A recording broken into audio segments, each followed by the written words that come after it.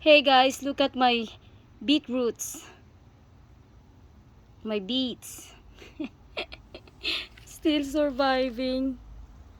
Look at that. That's so nice.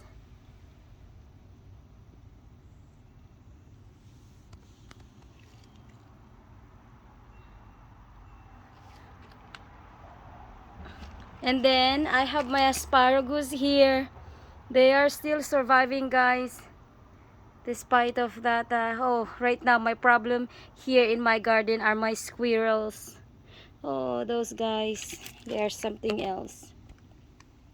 But happy, they're still surviving. I told the good Lord, I will be so happy if I have at least one of them. Just one, I'll be happy. And then I have one on this side here.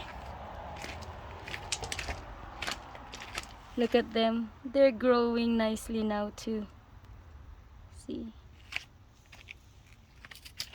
so I don't know, hoping for one more month of warm weather. Asking too much, hey. Anyhow, that's all.